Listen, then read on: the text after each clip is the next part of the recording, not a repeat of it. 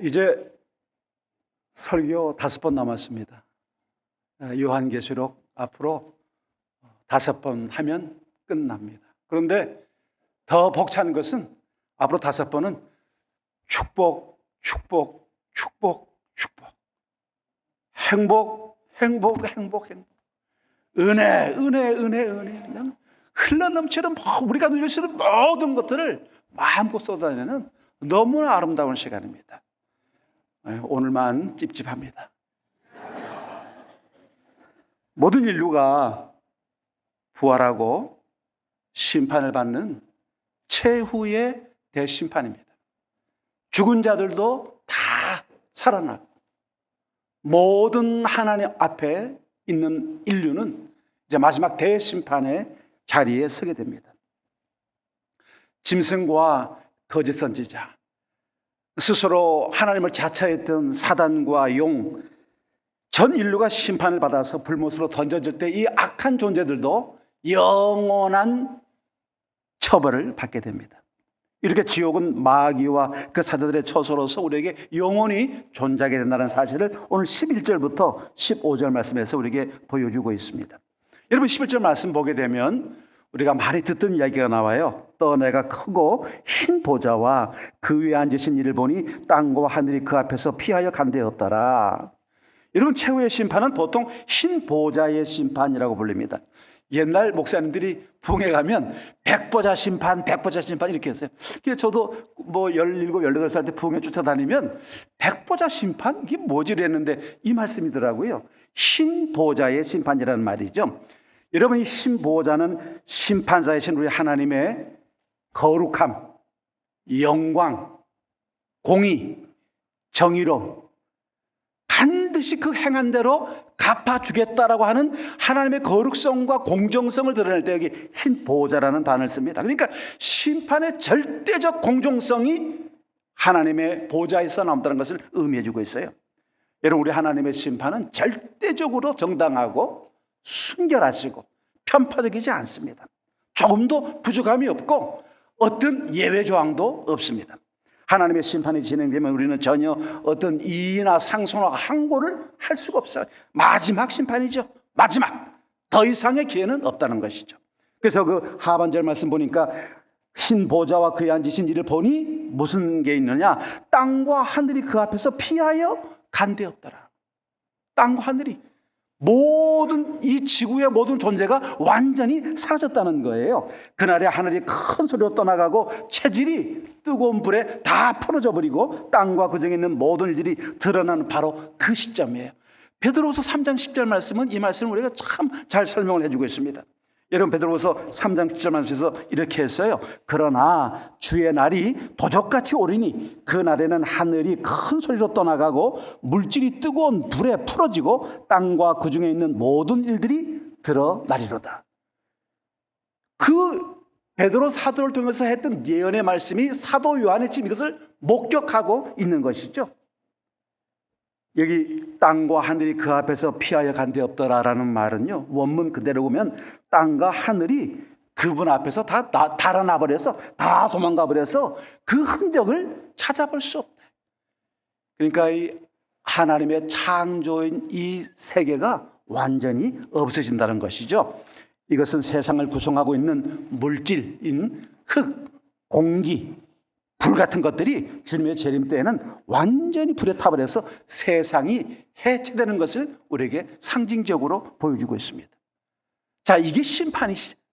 12절은 뭐라 그럽니까? 여러분 12절 말씀 같이 보십시다. 12절 같이 읽습니다. 또 내가 보니 죽은 자들이 큰 자나 작은 자나 그 보좌 앞에 서 있는데 책들이 펴있고 또 다른 책이 펴졌으니 곧 생명책이라. 죽은 자들이 자기 행위를 따라 책들에 기록된 대로 심판을 받으니. 책이 2권이에요. 생명책과 행위를 따라 기록된 책입니다. 여러분 결국 이 모든 사람들은 이 2 책에 의해서 심판을 받는 거예요. 자, 전자 생명책은 성도들을 영생으로 인도하는 책입니다. 예수님 믿고 구원받는 사람들, 믿음이 좋아서 구원받고 믿음이 나빠서 구원받고 이런 거 없어요. 그냥 십자가가 그 구원의 핵심입니다. 딱 하나예요. 예수를 믿느냐, 예수가 내 구주이심을 내 죄를 위해서, 내 삶을 위해서, 내 영원한 삶을 위해서 십자가에 돌아가신 그 주님, 그분이 나의 구주이심을 믿느냐라고 하는 이 하나의 믿음으로 우리는 영원한 생명에 다다르게 되는 것이죠. 그래서 이 생명책은 성도들로 하여금 영원한 생명, 가장 풍성한 생명의 세계로 인도하는 책이에요. 그리고 후자, 여기 뭐예요? 행한 대로 쓴 책이죠. 자기 행위를 따라 책들에 그랬어요. 이 후자의 책은 악인들을 영원한 벌로 심판하는 책이에요. 자, 우리는 생명책이 있음을 너무나 분명하고 확실하게 알고 있는 것이죠. 여러분, 생명의 책에 있는 이름들은요, 이미 이 세상을 창조하기 전에 하나님이 우리의 이름을 아시고 우리를 택한 언약의 백성으로 삼아 주셨어요. 제가 간증할 때 내 친구가 날 전도하려고 우리 집을 10번씩이나 찾아왔어. 주일 아침마다 태호야 태호야 하고 불러댔고, 그 친구가 아니었으면 난 예수를 못 믿었을 거야. 이건 내가 경험한 전도의 효력이었어요. 그러나 사실은 주님이 날 이미 택하셨어요. 내 친구를 도구로 사용하신 것이죠. 내가 주님을 알기 전 그분은 내 이름을 알고 계셨어요. 이미 나를 위해서 십자가의 피를 흘려주신 것들이었지요. 여러분, 생명의 책에는 창세전부터 하나님이 예정하신 성도들의 이름이 다 기록이 되어 있습니다. 저들은 믿음으로 모든 죄가 다 용서됐어요. 예수님이 내 구주라는 그 이 믿음 하나가 우리의 모든 죄를 용서받게 해주신 것이죠. 그냥 무조건 영원한 생명의 축복을 맛보게 되는 것이고요. 첫째 부활, 성령으로 거듭남과 함께 영원한 부활에 참여하게 되는 거예요. 여러분, 로마서 말씀이 이렇게 되어 있죠. 그러므로 이제 그리스도 예수 안에 있는 자에게는 결코 정죄함이 없나니 이는 그리스도 예수 안에 있는 생명의 성령의 법이 죄와 사망의 법에서 너를 해방하였습니다. 이 로마서 8장 1절 2절 말씀입니다. 여러분, 이 7장 말씀에서 사도 바울이 고민합니다. 오라, 나는 곤고한 사람이다. 누가 이 사망의 몸에서 나를 건져낼 수가 있겠느냐라고 고민하고 있는 거예요. 여러분, 사도 바울이 이 고백을 할 때 예수 처음 믿던 시기가 아닙니다. 20살 갈등기가 아닙니다. 여러분, 노련한 사도였어요. 노련한 사도임에도 불구하고 그 안에 내적인 갈등이 있었습니다. 여전히 죄와 싸우고 있고 세상에 유혹을 당하고 있고 자신의 연약함을 알고 있었어요. 오히려 나는 곤고한 사람이다. 곤고함이 뭡니까? 나 스스로 나를 이겨낼 수 있는 상태가 아니라는 거예요. 만약 거기서 끝났다고 하면 사도 바울의 믿음의 소망은 끝났을 거예요. 그런데 이어서 뭐라고 말합니까? 이제 그리스도 예수 안에 있는 자에게는 결코 정죄함이 없나니. 주님이 완전히 싹 그러면 마음에 안 닿죠? 싸그리는 닿나? 완전히 우리의 죄를 용서하셨어요. 행위의 책에는 성도들을 제외한 전 인류의 이름이 기록되어 있습니다. 믿음의 특전이 없는 이 사람들은 그 행위에 따라서 심판을 받아야 되고 그들의 행위는 먼저 하나도 숨길 수가 없어요. 여러분, 마태복음 5장 26절에 진실로 내게 이르노니 너가 한 푼이라도 남김이 없이 다 갚기 전에는 결코 거기서 나오지 못하리라. 너의 죄가 싹 몽땅 기록되어 있다. 너는 너의 문제를 해결할 수 없어. 예수 없이는 희망이 없고 소망이 없어. 예수 없이는 이 인생의 고통으로부터 넌 탈출할 수 없어.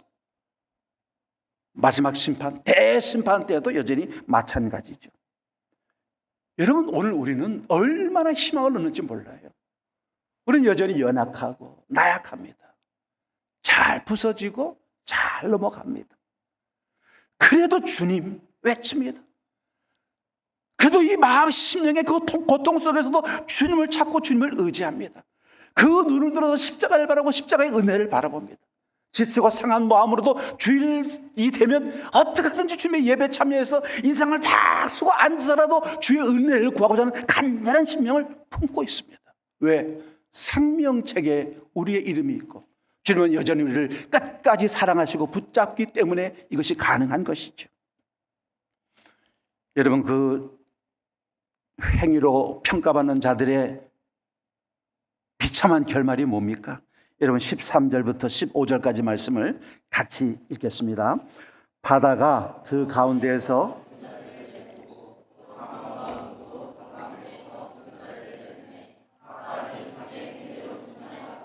사망과 음부도 불못에 던져지니 이것은 둘째 사망 곧 불못이라 누구든지 생명책에 기록되지 못한 자는 불못에 던져지더라. 그 생명책에 기록된 사람들은 행위대로 심판을 받질 않아요. 그러니까 우리는 마지막 주님의 심판 때 심판을 받는 게 아니라 보상과 상급을 받습니다. 이게 차이점이에요. 성도의 더러운 행위가 영화 사형되는 것처럼 다 드러난다. 이런 쓰잘데기 없는 말하는 목사들이 있어요. 당신들이 천국에 올라가면은 주님의 보좌 앞에 섰을 때 파노라마처럼 당신의 살았던 모든 삶이 쫙 나면서 그 죄가를 치르게 될 것입니다. 이렇게 겁주는 가짜 목사들이 있어요. 여러분, 십자가의 그 은혜는 이 모든 것들을 완전히 상쇄하고도 남습니다. 그래서 주님께서 다 이루었다라고 말씀하시는 거예요. 오직 생명체에 기록되지 아니한 자들, 이 8절의 말씀처럼 생명체에 기록되지 않은 사람들 말이 그 행위에 따라서 심판받고 영원한 불꽃 위에 자신의 몸을 불태울 것이라는 거예요. 그래서 여러분, 제가 오늘 여러분들한테 아주 확실하게 설교지만 강의 같은 설교를 하려고 그래요. 최후의 심판이 어떻게 전개되느냐 제가 보여드리려고 그래요. 여러분, 최후 심판, 이 백보자 심판이 뭐냐? 세상 끝날에 하나님이 그리스도 안에서 모든 이성적, 도덕적 피조물들에 대해서 그들의 영원한 운명을 최종적으로 결정하시는 행위. 다시 말하면 생명이 있는 인간 존재들에 대한 마지막 심판이란 뜻이에요. 목적은 뭐냐? 하나님의 공의와 정의를 드러내는 것이고요. 성경에 예언된 대로 아담에게 주었던 정령 주리라는 말씀으로부터 시작된 모든 인간에 대한 정죄, 심판, 그 하나님의 공의와 의로움을 드러내는 것들을 위해서 심판하시는 것이죠. 그럼 성경에서 뭐라고 얘기하느냐? 구약에서는 전도서 3장 17절에 의인과 악인을 하나님이 심판하시리니 라고 그랬고, 시편 96편 13절 말씀 보니까 저가 임하시되 땅을 판단하러 임하실 것이다 라고 말씀하셨어요. 또 신약에는 마태복음 16장 27절에 인자가 아버지 영광으로 행한 대로 갚으리라, 행한 대로 갚으리라고 말씀하셨고, 히브리서 9장 27절 말씀 보니 한 번 죽는 것은 사람에게 정한 것이요 그 후에는 심판이 있으리니 그랬어요. 또 계시록 20장 13절 말씀 보니 각 사람이 자기 행한 대로 심판을 받고, 각 사람이 자기 행한 대로 심판을 받고 그랬어요. 자, 그러면 이 최후 심판의 성격 모양이 뭐냐? 첫 번째, 세상 끝날에 있을 미래 사건. 아직은 오지 않았지만 이제 올 겁니다. 사실은요, 우리가 믿음이 있으면요, 우리 안에 매일매일의 심판 사건이 있는 것이죠. 우리가 성령 안에 있고 주님과 함께 동행하고 말씀과 부딪혀 살고 있다고 하면 우리는 죄에 대해서 날마다 우리 죄를 우리 스스로가 심판하는 작은 심판들이 있는 것과 마찬가지겠죠. 그러나 세상 끝날에 있을 미래 사건이다. 역사의 최종 시점에서 유형적 눈으로 보게 될 단회적 한 번 딱 있는 사건이에요. 이건 잡고 있는 것이 아니고, 세 번째는 최후 심판은 완전하고 최종성이라는 것은 이것으로 완전히 엔딩, 끝이다라는 거예요. 다시는 없어요. 그 다음에 선악간에 되어진 모든 일들을 결산합니다. 자, 심판자는 누구시냐? 그리스도를 통해서 하나님이 심판하시고요, 천사와 성도들은 심판의 조력자로서 일을 하게 됩니다. 그래서 계시록 20장 4절 말씀에 또 내가 보좌들을 보니 거기에 앉은 자들이 있어 심판하는 권세를 받았더라 라고 해서 권세를 받는 천사와 성도들이 보좌를 하는 거죠. 자, 그러면 심판의 대상은 누구냐? 첫 번째는 신자들이에요. 성도들인데 성도들은 상급에 대한 심판이에요. 그게 무슨 말이냐면 얼마나 충성스러웠느냐, 얼마나 헌신했느냐, 그러니까 보상을 받는 시간이죠. 그러나 불신자들은 벌에 대한 심판을 받고요, 사단과 사단의 추종자 짐승들과 용들과 뱀들은 다 영원한 불못에 들어가는 심판을 받게 되겠지요. 자, 언제 시기일까? 세상 끝날입니다. 마지막 엔딩 때 일어난다. 그리고 중요한 것은 모든 죽은 자들이 다 부활하고 난 다음에 심판이 이루어집니다. 산 자와 죽은 자, 예수 믿는 자와 예수 믿지 않는 자들이 다 부활하고 난 다음에 심판이 일어납니다. 그럼 때는 언제냐? 이건 아버지만 아십니다.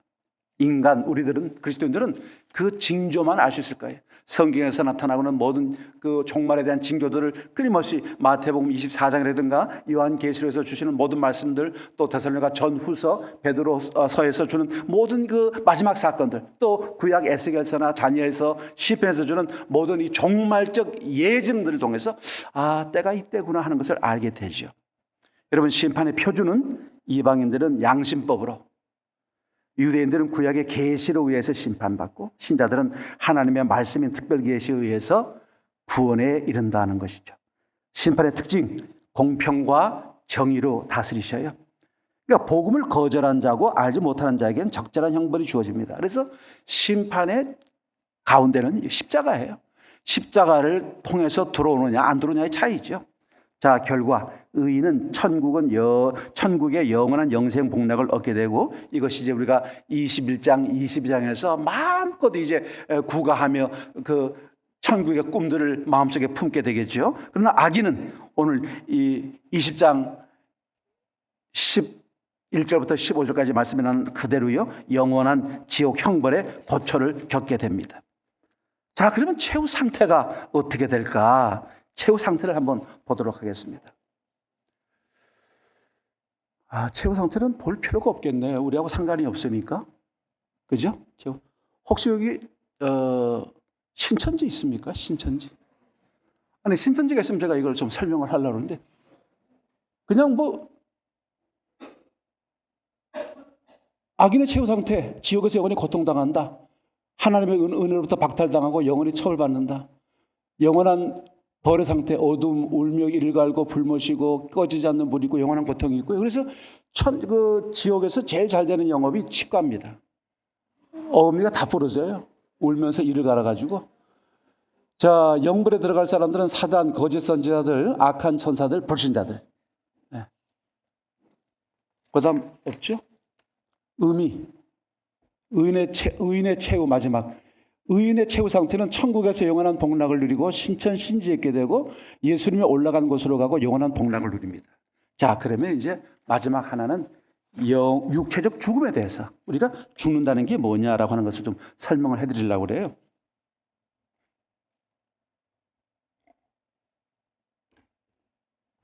여러분, 여기 이제 첫째 부활, 둘째 부활이 나오고 첫째 죽음, 둘째 죽음이 나오거든요. 첫째 죽음은 영혼과 육체가 나눠지는 겁니다. 우리가 보통 죽었다 하는 것이고요. 둘째 죽음은 영혼이 하나님과 분리되는 것을 의미합니다. 완전한 죽음입니다. 그러니까 우리가 보통 사람이 죽었어요, 소천하셨어요, 우리 기독교인들이 이 말하면 안 됩니다. 명복을 빕니다. 이 말하면 안 됩니다. 이건 샤머니즘 말이고, 이건 불교 용어고요. 이건 기독교하고는 전혀 다른 맥락인데, 어쨌든 이제 죽었다는 것을 의미할 때 그 죽었다는 것은 영혼과 육체가 분리된 거예요.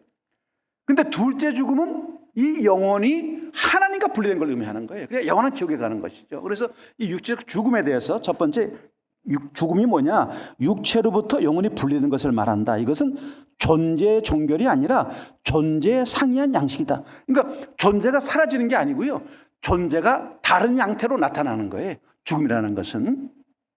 원인은 뭐냐? 죄로 인한 형벌인데 아담의 범죄입니다. 여러분, 이걸 꼭 기억하셔야 돼요. 우리는 죽기 위해서 창조된 존재가 아닙니다.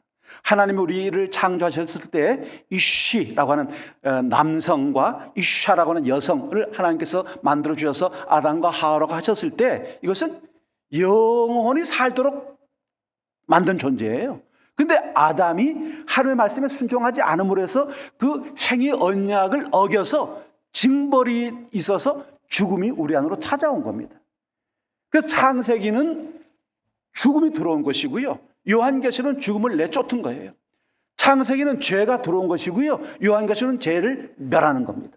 그래서 창세기의 시작이, 결말이 뭐로 나타나냐? 요한계시록으로 나타나는 거예요. 그래서 창세기와 요한계시록을 비교를 해보면 모든 시작은 창세기지만 이것에 대한 모든 결말들은 다 창세기에서 다 이루어집니다. 그래서 원인은 아담의 범죄로 인간의 죄 때문에 생기는 것이고요, 죽는다는 것이 뭐냐? 여러분, 예수를 믿는 분들에게는 이건 형벌이 아니라 훈련입니다. 지난 19일에 우리 복음주의 진영에 가장 탁월했던 C.S. 루이스, 그 이후에 존 스타트, 그리고 이제 21세기 이 C.S. 루이스와 존 스타트를 계승할 만한 인물이 팀 켈러라고, 여러분 잘 아는 뉴욕 리드머 처치 담임 목사님이 세상을 떠나셨어요. 73세에 떠났는데, 이분이 돌아가시기 3일 전에 아들을 대변인으로 세워서 말씀을 전했는데 이렇게 말씀했어요. 나는 모든 준비가 다 끝났습니다. 내가 주님을 만나야 되는데 부정적인 요소는 아무것도 없습니다. 나는 예수 그리스도를 만나고 싶습니다. 주님, 나를 불러주십시오. 이게 돌아가시기 3일 전 고백입니다. 여러분, 그분의 마음속에는 주님에 대한 사모함이 있었어요. 췌장암으로 고통당했지만 여전히 주님을 향한 열망을 가지고 있었고, 주님을 다시 만난다는 확신이 있었습니다. 여러분, 죽음이란 우리에게 마지막 인생의 쓰라린 고통을 안는 시간이 아닙니다. 더 성숙해지고 더 거룩해지고 더 성결해지는 시간이죠. 그래서 죽음은 성화를 위한 징계의 절정이다. 우리를 깨끗게 하시기 위한, 우리를 죄로부터 완전히 벗어나게 하시기 위한 하나님의 절정의 방법이 죽음이라는 것이죠. 또 죽음은 진정한 생의 시작이다. 그래서 이하대학교 총장이었던 김한란 박사는 자신이 돌아가실 때 마지막 유언으로, 내가 죽어서 장례식 할 때 절대로 슬픈 노래 부르지 마라. 십자가 군병들과 같은 씩씩하고 용감한 노래를 불러줘라. 나는 천국으로 입성하고 있다 그랬어요. 여러분, 이건 슬픔이 아닙니다. 오늘 기독교의 장례식에는 찬송가를 틀어놓고 있어요. 사람들이 깔깔대면서 웃습니다. 어떤 교회 목사님들은 장로들하고 장례식, 그 성도네 장례식 가가지고 고스톱 치고 있더라고요. 뭐 치라는 건 아니에요. 그만큼 슬픔과 애곡과 비탄과 고통이 있는 자리가 아니라는 거예요. 천국 가셨으니까 함께 기뻐하고 즐거워하고, 우리도 그 마음에 소망을 두자는 의미죠. 또 성도들의 영혼을 성하게 하는 마지막 단계입니다. 그래서 인간의 하나님의 부르심으로부터 중생하고 의롭다 칭을 받고 하나님의 양자 백성이 되고, 그리고 하나님의 거룩한 백성으로서 이제 믿음의 삶을 사는 이 모든 믿음의 과정을 성화의 과정이라고 그래요. 거룩해지는 과정. 지금 우리는 성화의 과정이 있거든요. 이 성화의 완성이 언제냐면 죽음입니다. 우리는 죽음을 통해서 하나님의 영화를 얻게 돼요. 그래서 성화의 마지막 단계입니다. 또 이제 영혼과 육체가 영화롭게 돼서 흠이 없는 삶을 살게 됩니다. 이제 완전히 부활의 몸으로 바뀌겠죠. 육체와 영혼이 결합돼야 완전한 부활이니까 완전한 부활을 통해서 흠 없는 삶을 살게 되죠. 또 죽음에 대해서, 이 세상에서 되어지는 일에 대해서 절망하지 않게 됩니다. 왜? 죽음이 끝이 아니라는 걸 알게 되는 거예요. 그러니까 끝까지 우리는 정말 멋지게 예수 안에서 멋진 삶을 살다가 주님을 만나야 돼요. 그러니까 여러분, 정말 떠날 때 나 먼저 간다. 너 기다릴 테니까 와라. 여러분, 우스갯소리를 말해요. 어느 이제 교회에서 윤태호 목사 돌아가시다. 뭐 아침 9시 50분에 천국으로 떠났습니다. 그래서 팻말을 붙여놨어요. 한지 앞에다가. 그랬더니 대학부 회장님이 그 밑에다가 써놨어요. 현재 11시 20분 아직 목사님 도착하지 않음.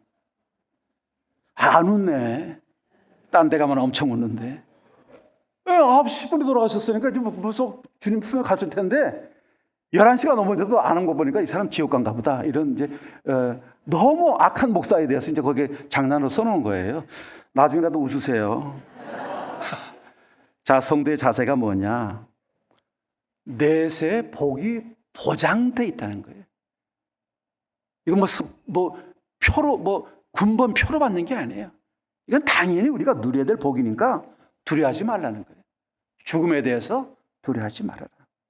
죽음 자체는 축복이 아니고 근신이다라는 심정으로 죽음을 잘 맞이할 준비를 갖추라는 거예요. 여러분, 이 죄와 죽음과의 관계가 뭐냐? 죽음은 죄에 대한 적극적인 처벌로서 자연스러운 현상이 아닙니다. 없는 것이 온 것이죠. 우리의 죄 때문에. 본래 하나님의 진노의 표현이었습니다. 하지만 이러한 죽음은 그리스도의 은혜에 의해서 완전히 죽음이 정복된 거예요. 주님께서 십자가에서 승리하셨을 때 3일 만에 부활했을 때 이 사단의 모든 시도는 완전히 끝장나버리고 만 겁니다. 십자가에 달리실 때 사단의 머리를 밟으셨지만 주님의 부활할 때는 완전한 승리가 이루어진 것이에요. 여러분, 부활의 소망이 있는, 죽음을 두려워하지 않는 확실한 믿음으로 나가는 여러분들이 꼭 되시기를 바라겠습니다. 이러한 삶이 우리들 하여금 더 강하고 분투하고 능력이신 우리 하나님을 믿고 나가는 정말 대담한 삶의 주인공들이 될 수 있다는 거예요.